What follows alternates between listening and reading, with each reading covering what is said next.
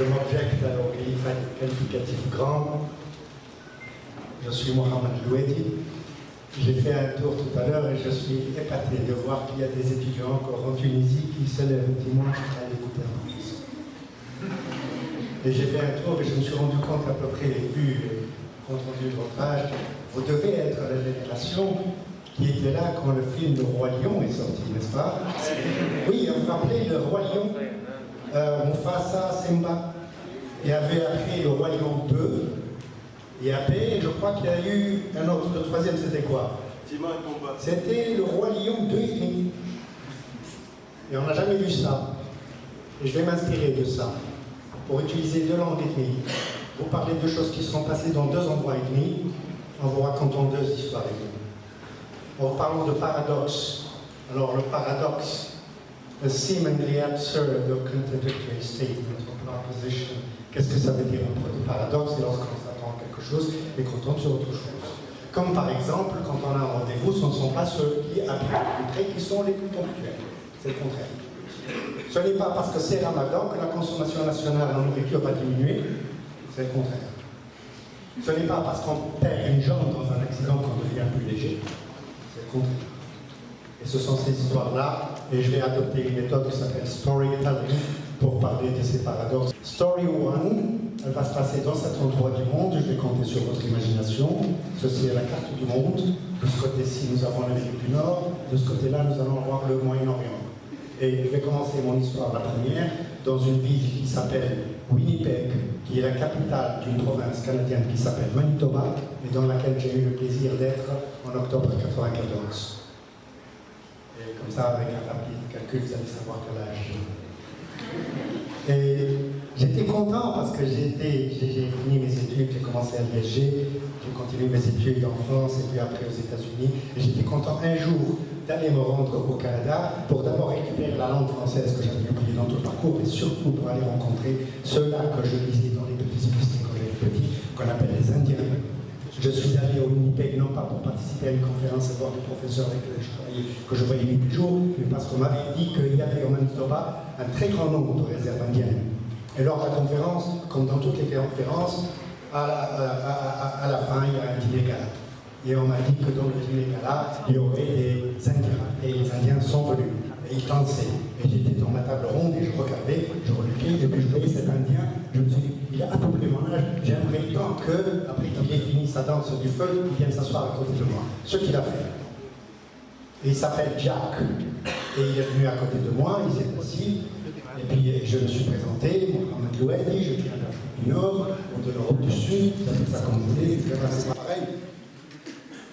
Il dit, what do you do after dinner? Et là, il m'a raconté, il m'a regardé d'une drôle de manière, j'ai dû être obligé de lui dire que non, je n'étais pas comme ça, que je suis un homme pour les femmes, et que je voulais le voir après dîner, non pas pour ce qu'il pensait, mais pour lui poser quelques questions. Alors il m'a dit, bon, après le dîner, on va marcher.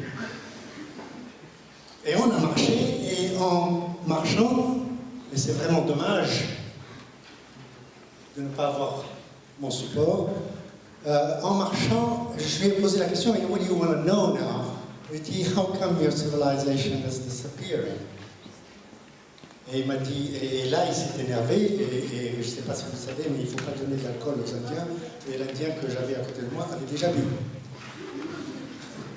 He said, what do you mean? How come your civilization disappeared? I myself come from a very old civilization, and I'm thrilled to know how this happened. Il m'a dit, qui vous a dit que ma civilisation est en train de disparaître?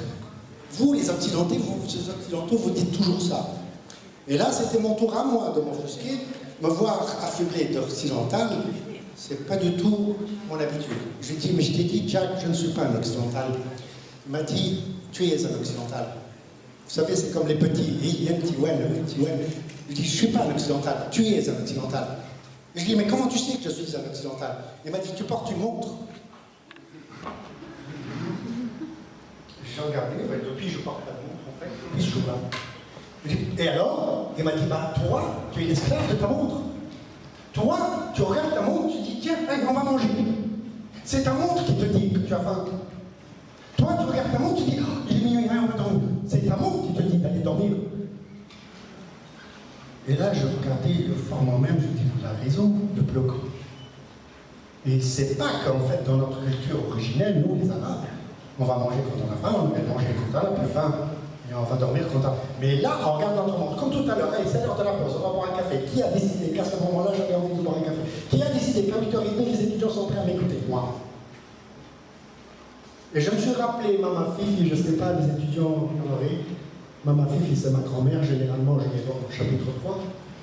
Maman Fifi, elle fait le tour de la maison arabe où j'habitais, et le soir, en faisant, elle me dit, Mohamed, qu'est-ce que tu es en train de faire? De bouffe, éteins la lumière. Elle me dit, Mazal Bekr. Elle me dit, comment tu sais que c'est Mazal Bekr?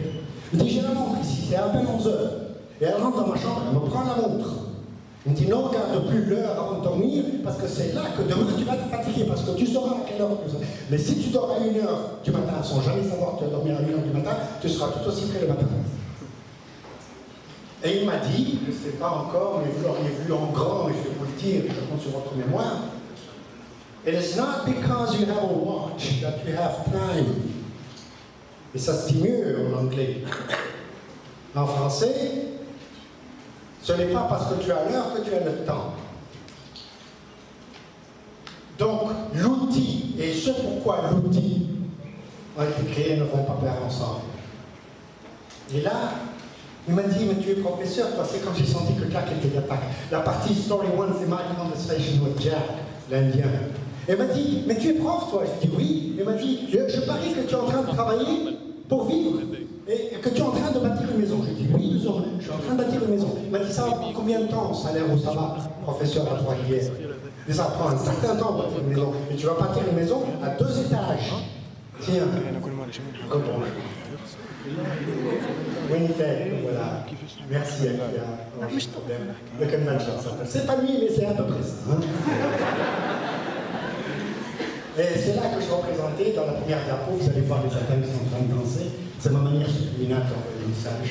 Et ça, c'est, it's not because you have a watch that you have more time. It's not because you have a watch that you have time at all. In fact, when you have a watch, just comme ma fille me l'avait dit, c'est là que tu as moins de temps. Alors depuis, je n'ai plus de montre, j'enregistre ça. Ça, c'est pas elle. Alors, évidemment, nous ne sommes pas pendus au temps. Même si en Tunisie, on dit time is money, nous avons dit, c'est vrai. À compter d'avoir les cafés, comme ils sont remplis, à 8h du matin, les gens sont pressés d'aller au café. Nous sommes pendus à l'heure. Cette magnifique film de Frank Lloyd. Alors, il y en a beaucoup qui disent, on passe le temps. En fait, c'est pas toi qui passes le temps, c'est le temps qui te regarde passer. Et ce sont ces choses-là, ces simples choses-là, dans lesquelles nous devons penser, nous devons comprendre comment ça se passe. Alors, quelle heure est-il là? Quelqu'un peut savoir l'heure? 2h34. Non, mais, ingénieur, vous devez être plus précis, matin ou après-midi. Quelqu'un a dit que les montres, même cassées, sont juste 2 fois par jour. Bon, avec la technologie, ce n'est pas fait. Even a broken clock is right twice a day, not anymore. Parce que là, c'est 2h34, ça c'est 14h34, ça l'a bloqué. Avec la technologie d'aujourd'hui, tu te trompes une seule fois par jour. Les choses ont changé depuis. La maison que je construisais, parce que Jack était indiscret, vous voulez savoir si je construis une maison, c'est pas elle, c'est à peu près 2 étages.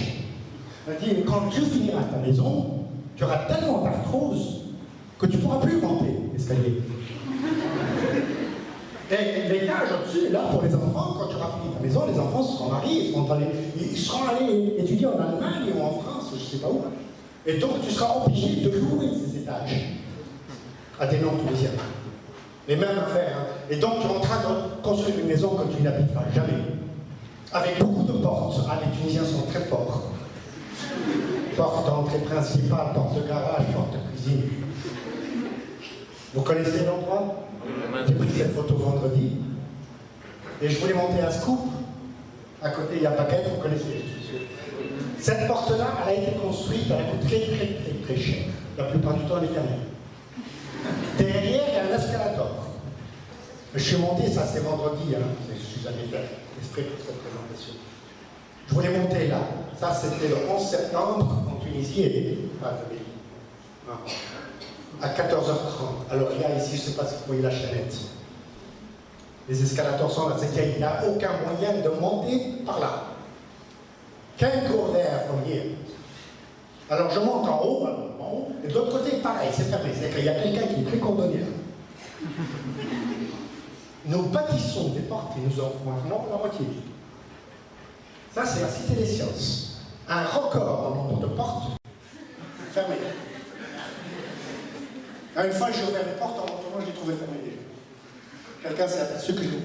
Ça, c'est géant. Avant même qu'il y ait l'alerte qu'il y avait des portes, il y a 5 portes. Il y en a 4 qui sont fermées. Il faut perdre le temps pour trouver celle qui est ouverte. Ça, c'est une porte que je n'ai jamais vue ouverte de toute ma vie. Elle est longue, Place Pasteur. Il paraît que c'est une piscine. J'ai jamais su par où on entrait. La porte est là, mais elle est fermée. Ça, c'est l'autre porte d'une autre maison d'un ami à moi. Tu y as l'interphone, il a tout ce qu'il faut. Tu sonnes, c'est qui? C'est moi. La café, tout ça. Je cours, autre méthode. Alors, cette porte-là, elle est faite pour qui? Il y a des salons que je connais dans des maisons qui n'ont jamais été utilisés. C'est pour les invités, ils ne sont jamais venus. Si je vous posais la question, ingénieur, s'il y avait un choix entre la locomotive d'en haut ou celle d'en bas, laquelle vous choisiriez? En haut ou en bas? En bas, bien sûr. Surtout que vous savez qu'on a plus de chances d'arriver à l'heure. Est-ce que c'est garanti? Alors, quelle est cette réponse que vous m'avez donnée? Alors, la Tunisie, elle est pleine de chemins de fer et de plaines. Et nous en construisons encore. Avons-nous un seul train qui arrive à l'heure? Si c'est le cas, je vous donnerai mon numéro de téléphone. Quand est-ce qu'un train arrive à l'heure? Les avions, qui sont plus rapides, arrivent plus rapidement par l'heure. Alors évidemment, c'est notre leçon que ceci nous donne. Ceci avance. La diapo suivante dit qu'en fait, we can't build more railroads, all we need to have is trains that arrive on time.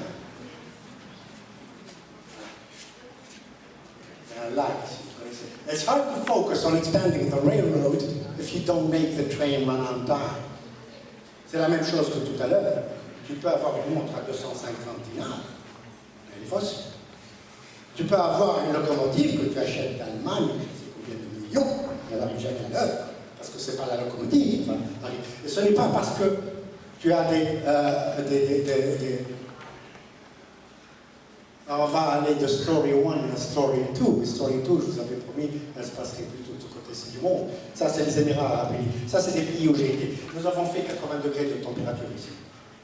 Entre moins 40 et plus 40. Dans les Émirats, qu'est-ce qu'on connaît les Émirats? Maintenant, tout le monde va à Dubaï tout d'un coup. Alors, qu'est-ce qu'il y a à Dubaï? Ben, on va faire un zoom pour voir les Émirats arabes unis. Et on va se rapprocher de cet endroit particulièrement, pas loin de la Haye. Et là, il y avait des gosses. Il y a un endroit qui s'appelle Qasr Salam. Mais on va voir comment. Il y a des gosses qui, un dimanche comme aujourd'hui, au lieu d'écouter un speech intéressant comme celui d'aujourd'hui, ils se sont dit bien, on va faire ce qu'on appelle un trek. Ils me changent de louer, ils ont ça, ils vont en 4x4 et puis ils se retrouvent, garçons, une fille, 18, 19, 20 ans, des Australiens, des Écossais, des Allemands. Let's go have fun in the desert. We take care of the beverages, we take care of the food. The girls will take care of the food, and the boys will take care of the beverages. You take care of cigarettes. You take care of the expendable and the trash they eat. Ils se travaillent. Et puis ils vont dans le désert, ils vont s'amuser. Ils laissent leur voiture au loin et puis ils vont. Et puis ils ne sont pas rendus compte qu'en fait ils sont dans le désert. Et très très vite, ils se rendent compte qu'en fait ils sont perdus. Parce qu'on ne marche pas le désert avec les plumes.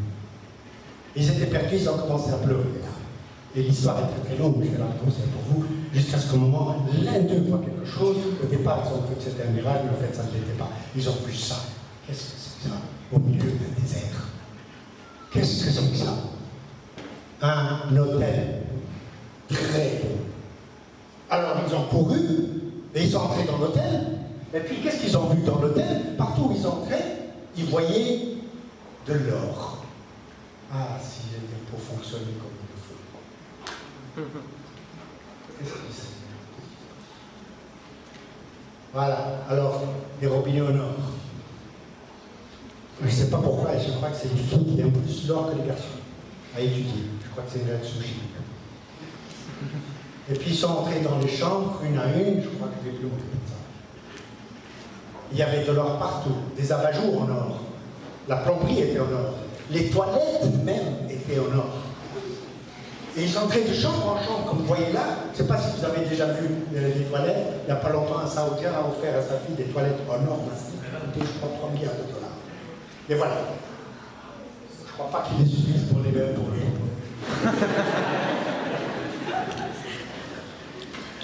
Une chambre ou une salle de bain. On passerait sa vie là-dedans. Et pendant des heures, émerveillés qu'ils étaient de voir l'or, ils se sont rendus compte à un moment donné que lorsqu'ils ont tourné un robinet, il n'y avait pas d'eau. Or, dans le désert, de quoi avons-nous plus besoin? D'or ou d'eau? Alors on parle d'un petit vide moitié plein, est-ce que c'est l'œuf, est-ce que c'est la poule? Et on perd une vie entière dans des futilités philosophiques. Le contraire d'un verre vide, c'est un verre pas vide. Alors ce qui m'intéresse, c'est pas tant ça, c'est ça. Vous avez vu ce verre? C'est un peu le verre qu'on vous donne à la buvette. Le matin, il n'y a pas le temps de laver, il y a de l'eau sale, et le verre aussi. Alors vous préférez un verre avec de l'eau sale ou un verre de cristal d'Istanbul qui chante, mais vite? Lequel est mieux? Gauche, droite? La vie est ainsi faite. Vous n'aurez pas toujours des verres de cristal. Et dans le château tout à l'heure, il y avait de l'or, mais à quoi me sert l'or? Alors, c'est justement ce que le poète, dramaturge Alfred a dit, peu importe le flacon pourvu qu'on ait l'ivresse. Et nous sommes un pays de contenant plus que nous sommes un pays de contenu, malheureusement. Et au départ, quand j'étais votre âge, nous sommes un pays, on utilisait de sous-développé, de tiers-monde. Chine, je veux dire. Oui, mais ça fait 50 ans qu'on est comme ça. Il est peut-être temps de bouger et de trouver un sens aux choses. C'est quoi ça encore? Vous connaissez? Il y a des gens qui vont au pèlerinage, Carrefour et géant, pour s'asseoir devant ces téléphones-là, qui les regardent pendant des heures. Ils les connaissent un par un. C'est un téléphone qui coûte combien? J'ai eu à 38 dinars. Et il sonne. Et puis on a parlé de ça ces temps-ci. Galaxy. Ah, il y en a qui connaissent. J'ai des étudiants qui ont ça. Première chose qu'ils font quand ils entrent en classe, ils mettent ça sur la table. Et je me dis, mais c'est quoi la différence entre ces deux-là? Pourquoi on va voir un Galaxy à je ne sais plus combien plutôt qu'un Nokia? On va voir je ne sais combien. Je veux dire, concernant le prix, il sera compris entre. Je ne peux même pas dire le prix. Je paierai 2000 dinars pour un téléphone qui ressemble à une brique.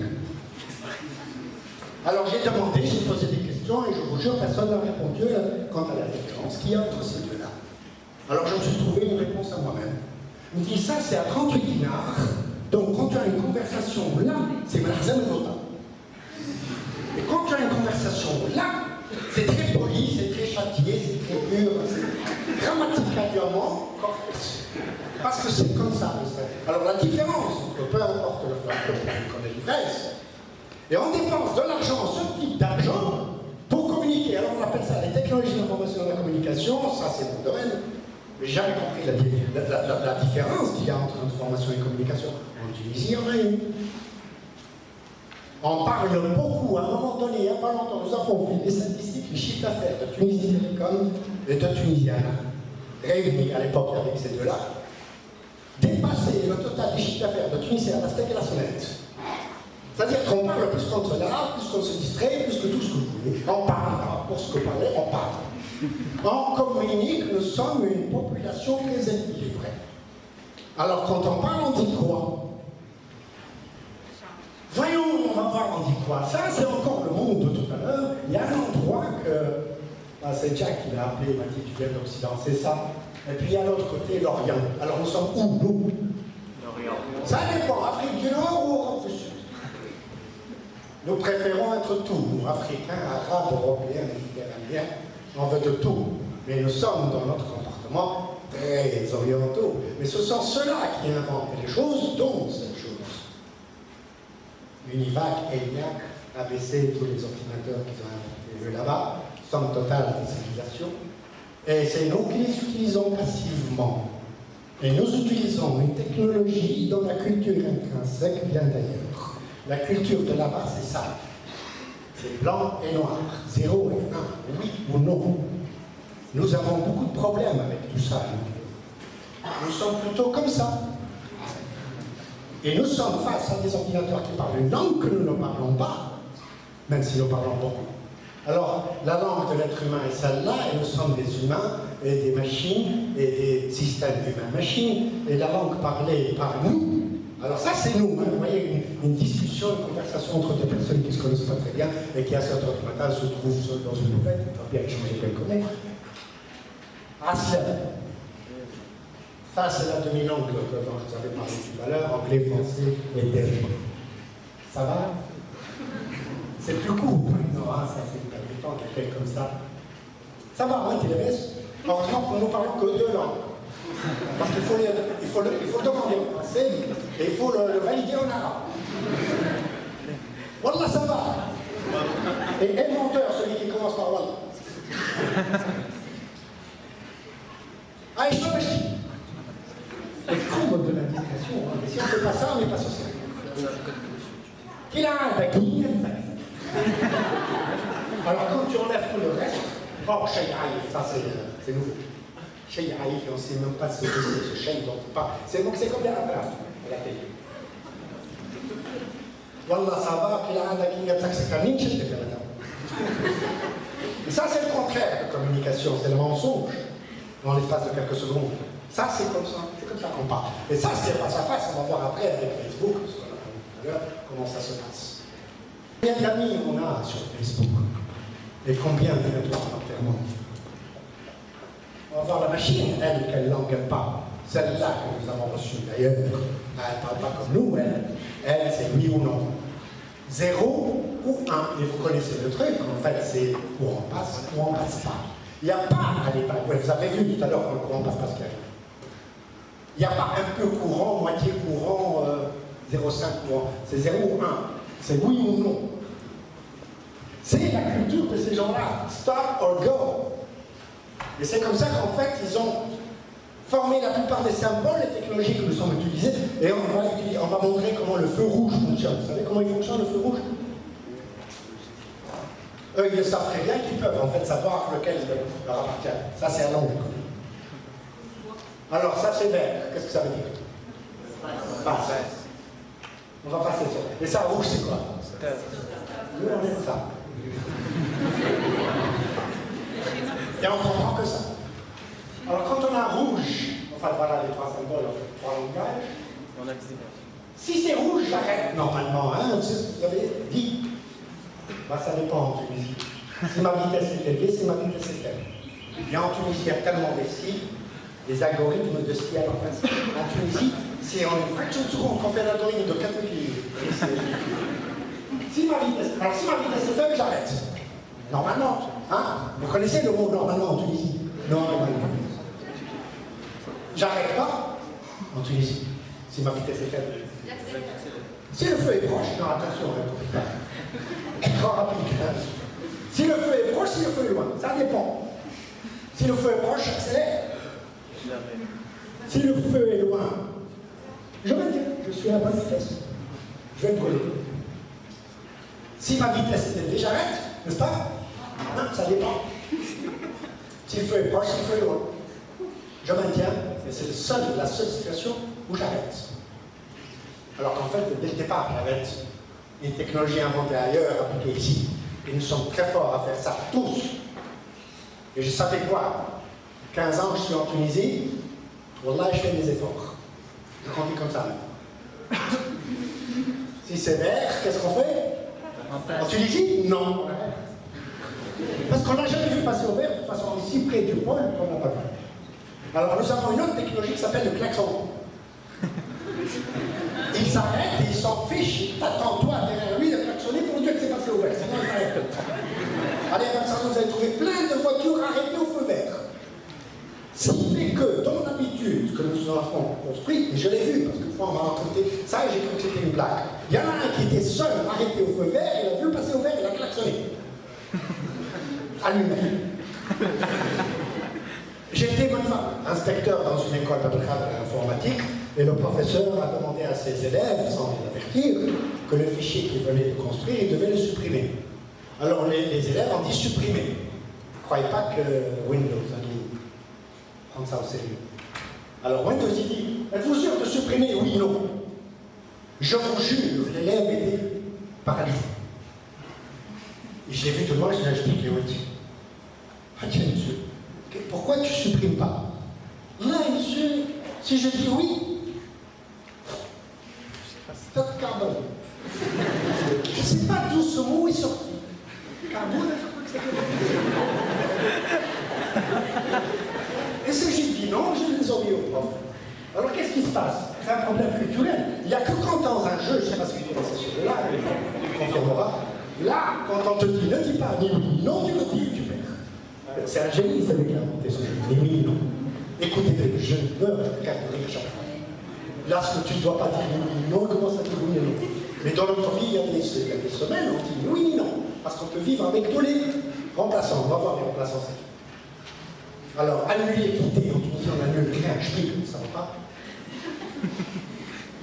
Les amis sèches. Ça, c'est non, oui et non. Et on échange. C'est pas toujours oui, c'est pas toujours non, ça dépend. Et en fait, et qui a dit que le son à l'état binaire ne ressemble pas du tout dans une culture humaine?